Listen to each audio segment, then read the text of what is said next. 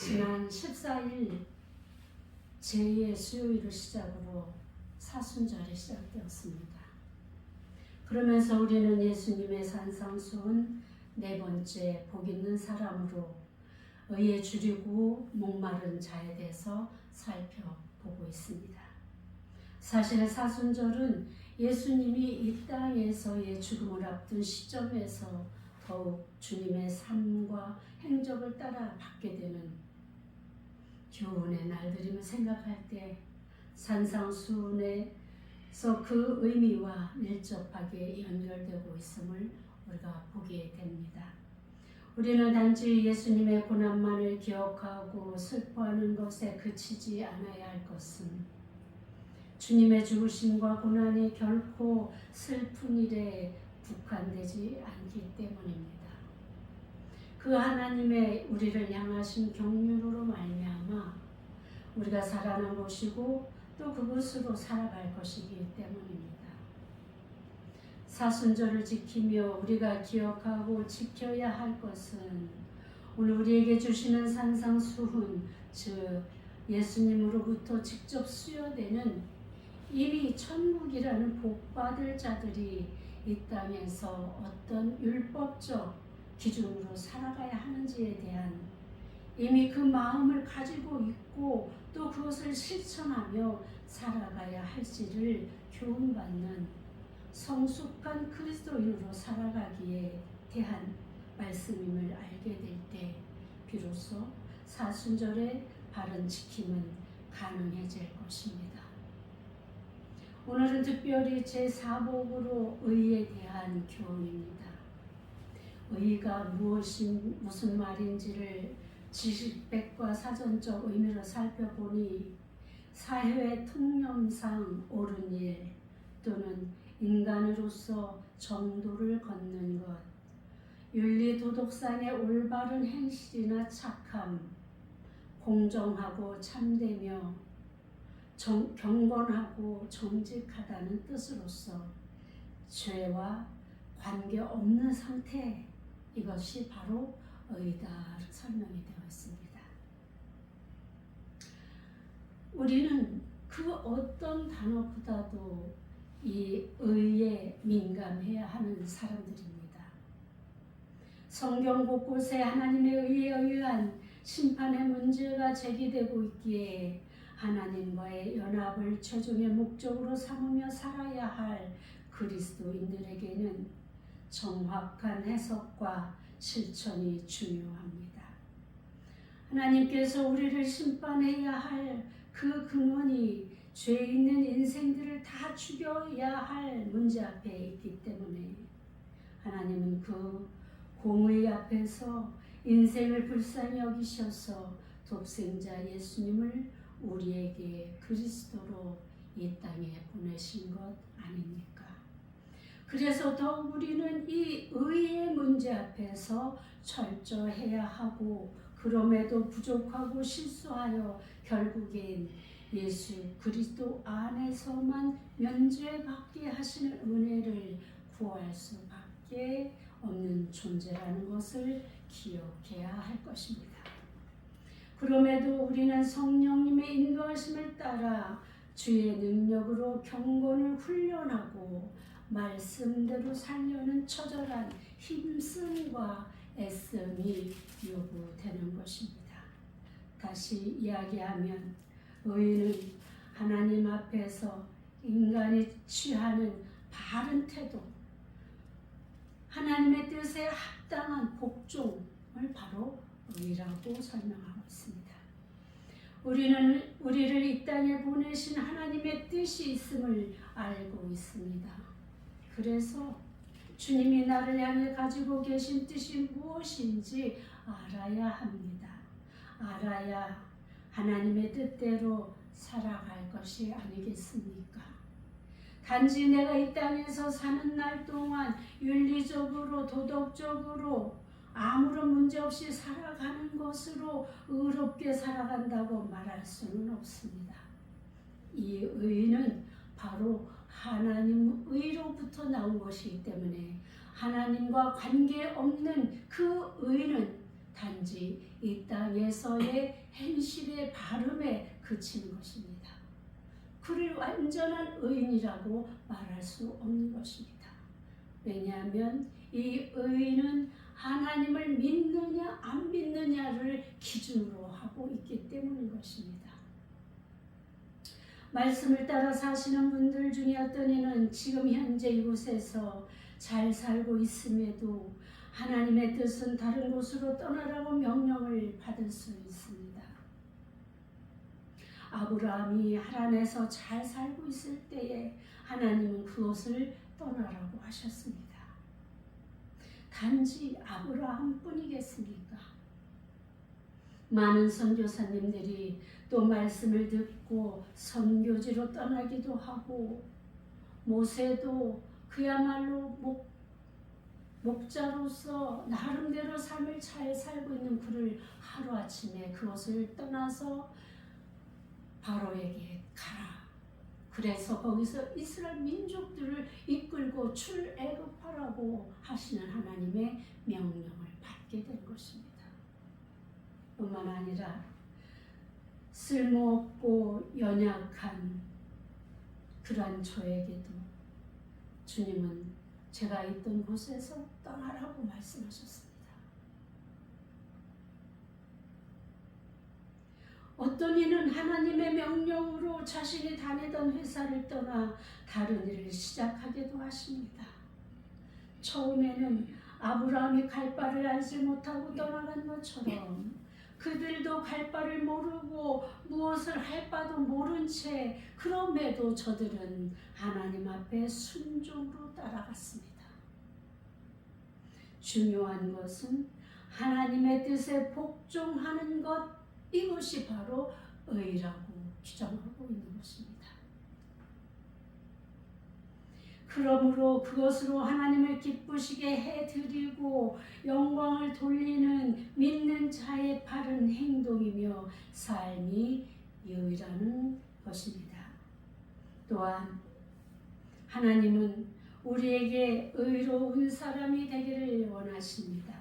하나님 앞에서 뿐만 아니라 우리가 사는 이 땅에서도 의롭게 살아가라고 하십니다.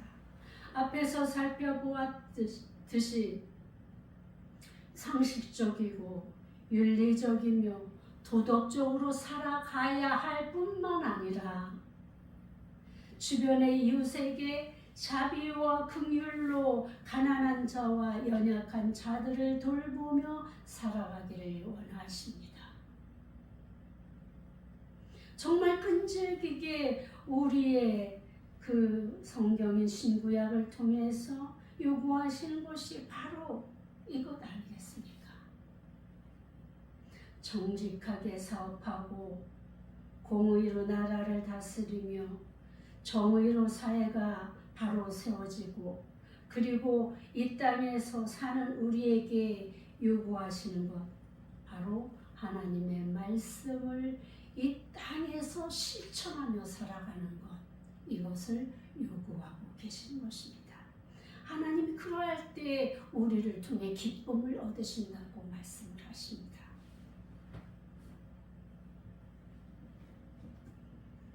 그럼에도 우리는 하나님 말씀은 열심히 읽으면서도 삶에서는 너무나 독선적이고 자기중심적이고 거짓말투성이고 가면을 쓰고 외식을 행하며 교회 안과 밖이 다른 그런 삶을 살아가고 있으니 우리의 의의는 어디에서 찾아볼 수 있습니까? 예수님은 당시 제사장이나 바리새인, 사두개인들에게 독서를 하셨습니다. 바로 그들이 지금 우리의 이중적인 삶으로 살아가고 있었던 것이지요. 저들도 우리처럼 겉으로는 가장 거룩한 채, 자신이 가장 믿음이 있는 채, 가난한 자들에게는 그들의 어려움을 돌아보지 않고 작은 헌금을 낸다고 그들을 멸시하고 그들을 오히려 비난하는 그러한 저들의 모습이 주님의 눈에는 독사의 자식들로 보였던 것입니다.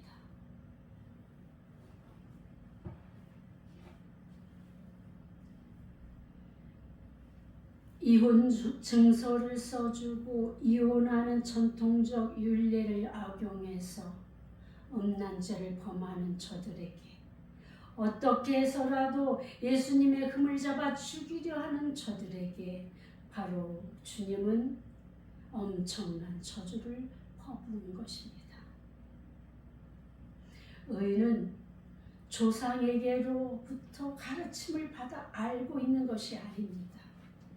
의인은 단지 내가 알고 있는 그 상식, 지식, 의식, 이것이 의가 아닙니다.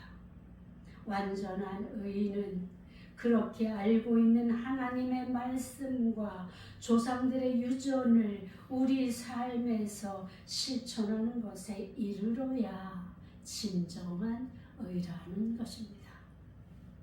로마서 2장 13절에 보니까 하나님 앞에서는 율법을 듣는 자가 의인이 아니요 오직 율법을 행하는 자라야 의롭다 하심을 얻으리니 이렇게 말씀하십니다.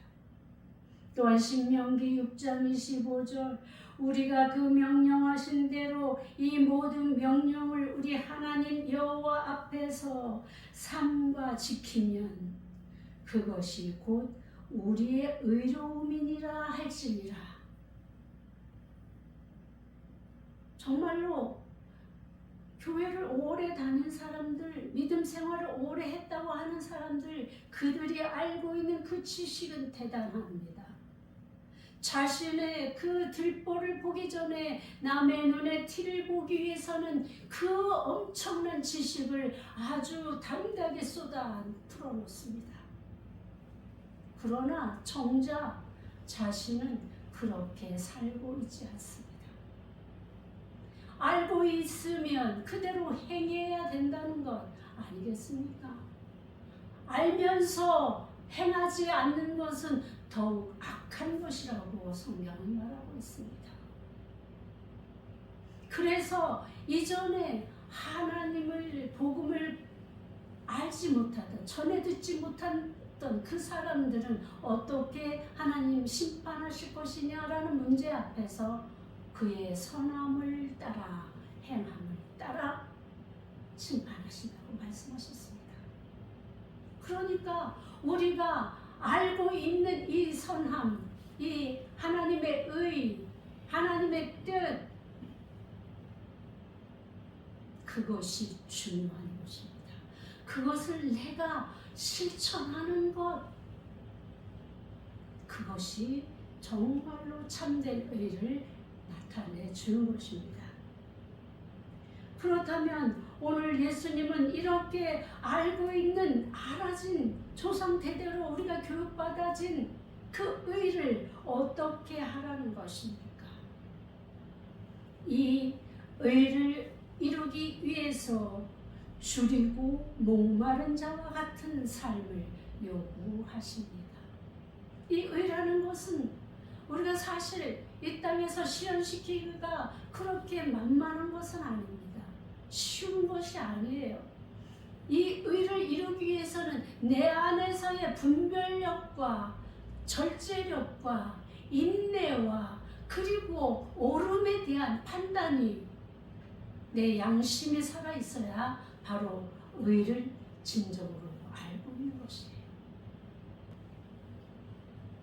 예수님께서 줄이고 이렇게 말씀하셨습니다. 줄이다 어떤 말입니까?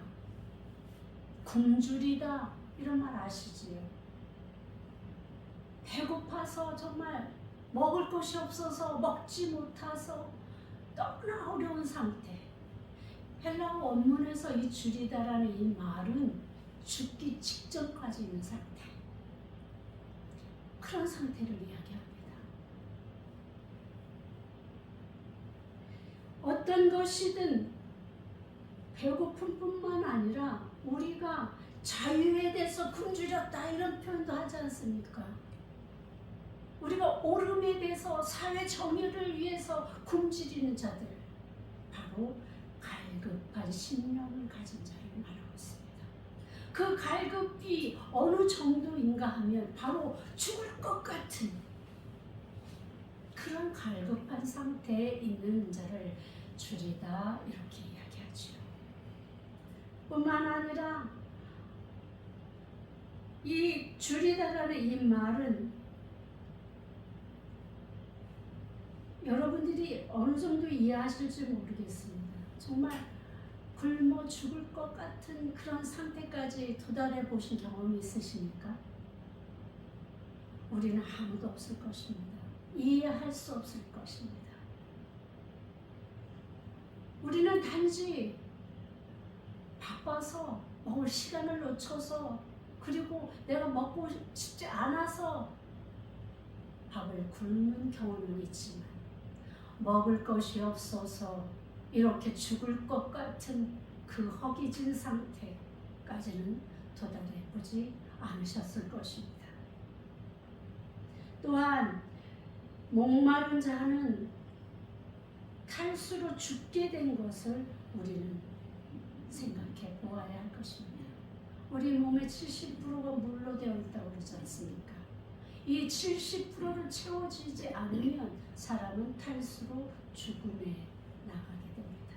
그 정도로 이 물은 우리 생명을 유지하는데 굉장히 중요한 요소이지. 여기서 주님께서 비유로 말씀하신 것이 바로 이 굶어서 죽는 상태, 목말라서 죽을 것 같은 상태, 이 상태까지 우리가 갈급한 마음으로 이 의를 행하기를 힘써야 되고 애써야 된다고 말씀하고 계신 것입니다. 얼마나 힘든지 짐작이 우리는 되지도 않을 것입니다. 그런데 우리는 그런 좋은 의에 대한 생각을, 교육을, 그런 양심을 갖고 있으면서 그래 내가 지금부터 의를 행하기 위해서 애써야지 하다가 한 걸음 나가고 두 걸음 나가서 무엇인가 나를 힘들게 하고 어렵게 하는 일이 생기면 곧바로 퇴장합니다. 아니 5걸음 가는 사람이 특이한 것입니다. 그 정도로 우리는 의에 대한 갈급증이 없는 사람들입니다. 아니면 말고 나 아니어도 다른 사람이 하면 되지. 주님은 그런 것을 원하지 않습니다. 의를 이루기 위해서 내가 5걸음 가야 되는 것이고 10걸음 가야 되는 것을 바라고 계신 것입니다. 그러할 때 우리가 의를 행할 수 있다고 말씀하십니다. 이스라엘 민족이 출애굽 당시에 먹을 것이 없어지고 물이 없어지니 그 광야에서 그들이 한 일이 무엇입니까? 모세 앞에 하나님 앞에 폭동을 일으키지 않습니까? 줄이고 목마른 자는 살기 위해서 수단과 방법을 가리지 않습니다. 아무리 고관 대작도 거지처럼 구걸하게 되어 있는 것입니다. 인간의 체면이 무슨 소용이 있습니까? 죽음 앞에서는, 살기 위해서는 자신의 지위나 무슨 직분이 소용이 있는 것입니까? 모두 다 내어버리고 거지처럼 구걸을 해서라도 살기에 힘쓸 것입니다. 그 정도 상태까지 우리의 모든 것을 바치고라도 지켜내야 할 것이 바로 의라는 것입니다. 의를 이루기 위해서 우리에게 요구되는 것이 무엇입니까? 마치 의를 위해서 그 어떤 모진 고난조차 마다하지 않고 행하는 자, 바로 그에게 하나님의 의는 천국의 복으로 보상되어진다는 것입니다. 의를 위해 산다고 하면서 하나님의 뜻을 이루어드리며 산다고 하면서 우리가 겪게 되는 위기 앞에서 낙심하고 포기하고 절망하는 것이 아니라 하나님의 의를 이루기 위해서 견디고 오래 참고 수고를 마다하지 않는 애씀과 힘씀, 그야말로 피투성이가 되더라도 살아남을 정도 그 의를 지키기 위해서 힘쓰고 애쓰고 참아내라고 주님은 우리에게 요구하십니다. 사회적으로도 국가를 위해서 사회의 정의를 위해서 힘쓰고 애쓰는 분들이 계십니다. 그런 분들을 볼 때 많은 사람들은 비아냥거립니다. 무엇하러 저렇게 자신의 모든 그 지위와 부를 내어버려 가면서 저렇게 벌판에 서서 정의를 외치고 진실을 외치는가? 미련하다고 합니다. 그런데 여러분, 그런 분들이 계시지 않으면 그나마 이 나라 이 민족이 어디로 가겠습니까? 그나마 그런 분들이 계시기에 오늘 우리가 이 정도의 자유와 기쁨과 평화를 맛보며 안전하게 살아가고 있는 것 아니겠습니까? 그런데 주님은 그 어떤 몇몇 사람들에게만 그런 것을 요구하시는 것이 아니라 하나님의 사람들에게 그리스도로 인해서 천국을 보장받은 우리에게 바로 이 의로움을 요구하고 계십니다. 나만 잘 살기 위해서, 나만 사람들에게 비판받지 않기 위해서 숨어서 조용히 있는 자, 그를 의롭다 하지 않습니다. 우리는 우리의 복음을 지키기 위해서 우리는 나서야 되는 것입니다. 외쳐야 되는 것입니다. 그리고 우리가 할 수 있는 모든 것들을 하여야 하는 것입니다. 비록 이것을 못하면 저것이라도, 저것을 못하면 요것이라도, 우리 교회가 그렇게 지금까지 왔습니다. 예배의 자유를 위해서 싸우시는 그분들에게 비록 적은 헌금이지만 헌금도 하고, 우리가 비록 그들의 앞에서 나서서 소리치지 못했을지라도 우리가 동의하고 청원하고 이 정의를 위해서 애쓰는 그분들에게 동참하며 지금까지 지내왔습니다. 이것이 바로 우리 믿는 자들이 각자 있는 자리에서 하여야 할 의고, 이 나라와 민족을 위해서 우리가 감당해야 할 몫이라는 것입니다. 하나님의 의는 하나님의 나라를 위해서만 사용되어지는 것이 아닙니다. 하나님의 말씀을 살펴보면 정말로 이 사회 정의를 위해서 얼마나 하나님께서 진심을 가지고 우리에게 요구하셨는지를 알 수가 있습니다. 그래서 나라를 잘못 다스리는 그 왕들이 있을 때 그들의 잘못으로 인해서 저들은 징계를 받았고, 그리고 목회자들이 잘못했을 때, 제사장들이 잘못된 가르침을 가르칠 때 하나님 결코 그것을 좌시하지 아니하시고 그들을 책벌하시고 책망하시고 징계하셨던 것을 우린 성경 곳곳에서 보게 됩니다. 그것이 과연 성경에서만 일이겠습니까? 오늘을 살아가는 우리에게도 우리 주님은 분명하게 요구하시는 하나님의 뜻인 것을, 하나님의 의라는 것을 기억하셔야 되는 것입니다. 자신이 속해 있는 공동체 안에서 불의가 저질러질 때 그것을 불의라고 이야기하고 고치기 위해서 우리가 나서서 소리치고 고치기 위해서 힘쓰고 하는 이 작은 외침으로부터 우리는 사회 정의를 실현해 나갈 수 있는 것입니다. 하나님은 이 나라와 이 민족뿐만 아니라 전 세계가 하나님의 정의와 공의로 뒤덮여지기를 원하십니다. 그렇게 살아가기를 우리에게 요구하십니다. 하나님의 공의와 정의가 무엇입니까? 바로 이 세상에 퍼져 있는 많은 법들이 하나님의 그 율법을 계명을 따라서 만들어진 것을 우리가 생각한다면 하나님의 뜻과 이 땅에서의 사회 정의가 어떻게 분리될 수 있다고 이야기할 수 있습니까?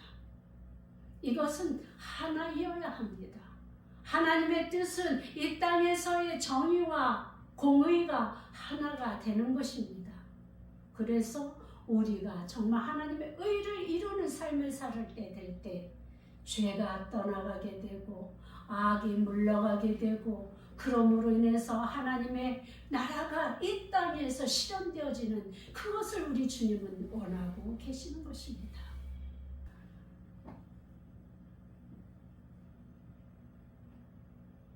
살아가기를 그야말로 힘쓰는 그런 자들, 의로운 자라고 말씀하십니다. 사업장에서 정직하게 진실되게 하나님의 이름을 더럽히지 않으려고 직장에서 힘쓰고 있는 여러분들을 향해서 하나님은 의롭다고 말씀하실 것입니다. 예수님의 그 거룩한 십자가 앞에서 철저하게 겸손하여져서 주님의 이름이 믿지 않는 이웃에게 칭찬받게 하려고 더욱 낮아지는 삶을 살아가는 자가 의를 행하며 사는 자라는 것입니다. 그들의 애씀과 힘쓰음이 저들의 의로운 수고는 결국 배부르게 되는 복을 얻게 되는 것을 말씀하고 있습니다. 저들에게 주어지는 복은 바로 천국에서의 넘치는 행복된 삶이 기다리고 있는 것입니다.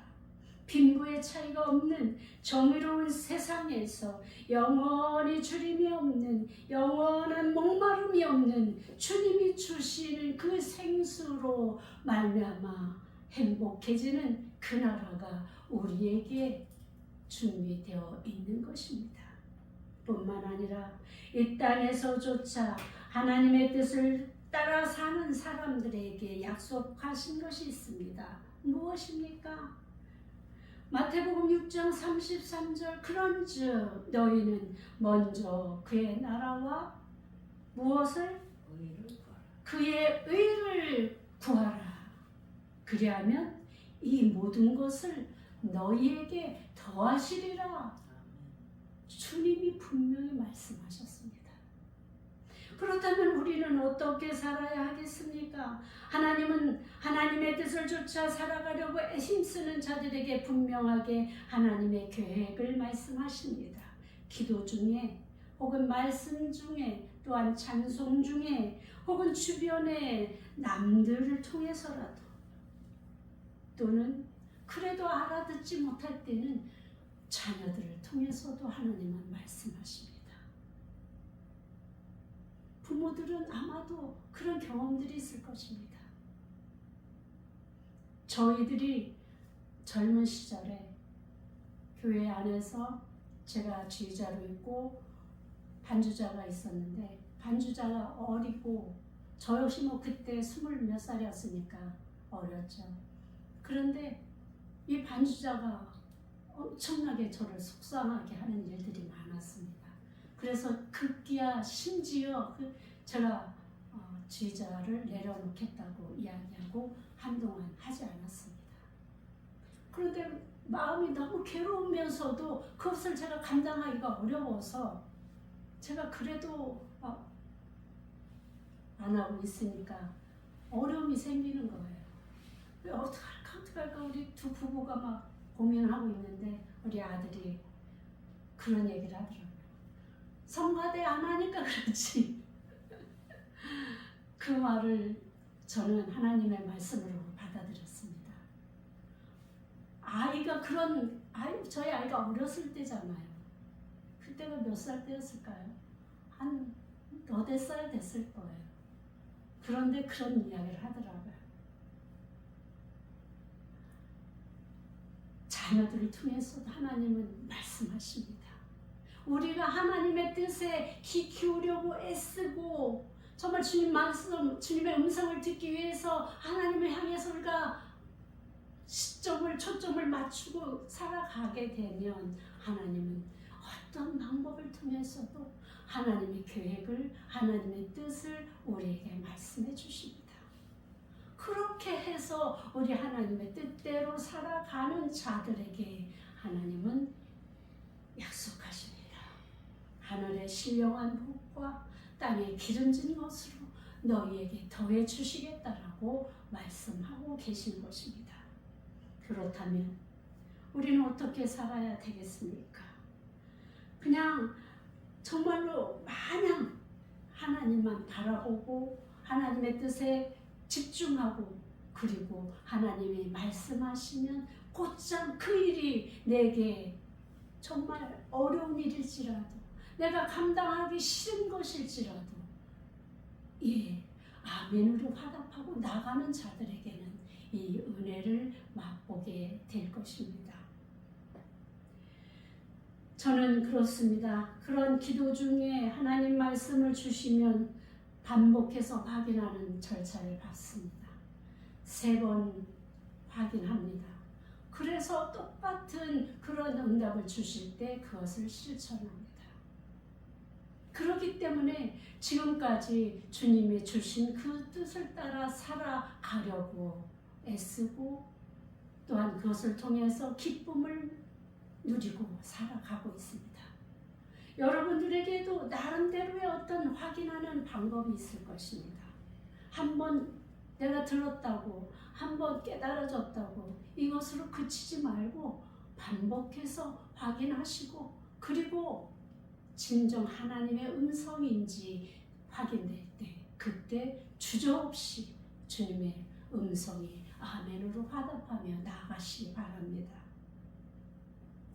하나님은 저뿐만 아니라 주님을 기쁘시게 해드리려고 애쓰는 성도들을 그냥 세상 가운데 내팽겨 두시지 않습니다. 어떤 상태라도 함께 하시고 보호하시고 이끌어 가십니다. 그러니 그것을 맛본 자들이 더욱 주님의 의를 위해서 줄이고 목마른 상태로 기쁨으로 감당하고 있는 것 아니겠습니까? 저희들이 작년에 시행했던 찬양 콘서트 또 그 기간 동안 저의 뒤에서 그야말로 날개라고 할까요? 그림으로 그리면 이렇게 돼. 그리고 옆으로 막 잔 이런 물결 같은 이런 상태가 저의 뒤에 눈으로 보여요. 그리고 그 뒤에서 누군가 나를 막 미는 느낌, 막 이끌어가는 느낌. 그야말로 뒤에서 밀어서 내가 갈 길, 해야 할 일을 하게 하는 이런 경험을 했습니다.